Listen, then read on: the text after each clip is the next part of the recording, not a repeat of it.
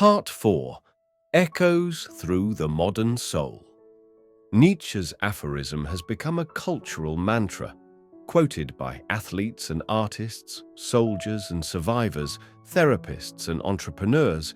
It is one of the most well-known expressions in the modern lexicon, but its very familiarity can render it hollow. What once rang with fire may now echo like cliché. To reclaim the depth of Nietzsche's insight, we must strip away the motivational slogans and return to the existential soil from which it grew. Because Nietzsche was not offering comfort, he was offering confrontation. He did not say, "You will become stronger." He said, "You might." The unspoken possibility remains, or you might not. Resilience versus transformation. Modern psychology often speaks of resilience, the ability to bounce back from trauma or stress. It is a valuable concept, but it is not Nietzsche's concept. Resilience implies a return to baseline, a restoration of equilibrium. Nietzsche is not interested in returning to what we were. He is interested in becoming what we could be. What does not kill me does not leave me unchanged. It reshapes me. It exposes fault lines I didn't know were there. It burns away illusions.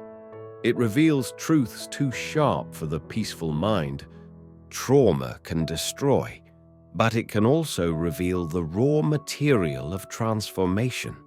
Not a return, but a reinvention. This idea echoes in Viktor Frankl's Man's Search for Meaning, a work forged in the crucible of the Holocaust. Frankl, a psychiatrist and death camp survivor, did not quote Nietzsche lightly. He lived his words, and he came to believe that meaning could be found even in the worst suffering. Not because suffering is good, but because in the face of suffering, we are given the chance to choose. And it is that choice, how we respond, that reveals and builds our strength. The death of the old self. Every genuine transformation contains a death. Sometimes it is small, a shedding of skin. Sometimes it is catastrophic, the shattering of an entire identity. When Nietzsche speaks of becoming stronger, he does not mean that the self merely adds armor. He means the self dies and something deeper emerges.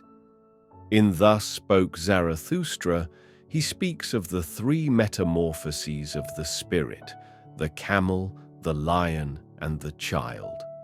The camel is the burden bearer. It says yes to duty, to tradition, to suffering imposed from above. The lion is the rebel. It says no. It fights the dragon of "thou shalt." But the highest form is the child, the one who creates new values, who says yes again, but this time freely. This is the stage of creation. The aphorism lives in this journey. First we suffer under weight, then we rage against it. Then, if we are brave enough, we reinvent ourselves. We do not just endure, we become. Post-traumatic growth. In the last few decades, psychologists have studied a phenomenon they call post-traumatic growth. Unlike resilience, this does not mean bouncing back, but bouncing forward. People who experience major trauma, loss, illness, war, existential crisis, sometimes emerge not merely intact, but transformed. They report greater appreciation for life, deeper relationships, stronger sense of self, a shift in values, a reordering of priorities. They are not naive. They do not minimize what happened, but they are changed, and often, strangely, grateful.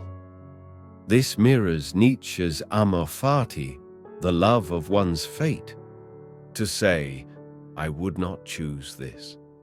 But now that it has happened, I will not turn from it. I will use it. I will fold it into my being. This is not positivity. It is not denial. It is alchemy. It is taking lead and turning it into gold, and it is perhaps the only response worthy of the suffering we endure. Suffering in the age of comfort.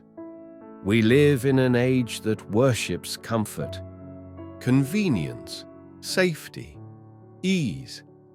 Technological and medical advances have freed us from many of the harsh realities that once defined human life. This is not a bad thing, but it comes with a cost. We have lost the rituals of pain. We have forgotten how to suffer meaningfully. Nietzsche feared this. He saw in the modern world the rise of what he called the last man, a creature of safety, of mediocrity, of shallow contentment. He does not dream. He does not risk. He avoids suffering at all costs.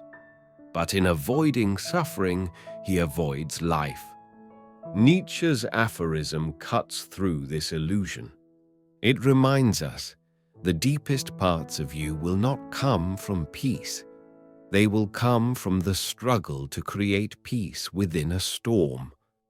What does not kill me makes me stronger, not because I enjoy pain, but because I have learned to extract meaning from it, to walk through it with integrity, to let it chisel me into form.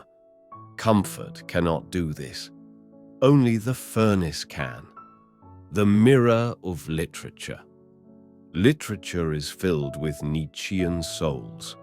In Dostoevsky's The Brothers Karamazov, even rebels against a God who allows suffering, and yet suffering leads Alyosha to profound spiritual compassion.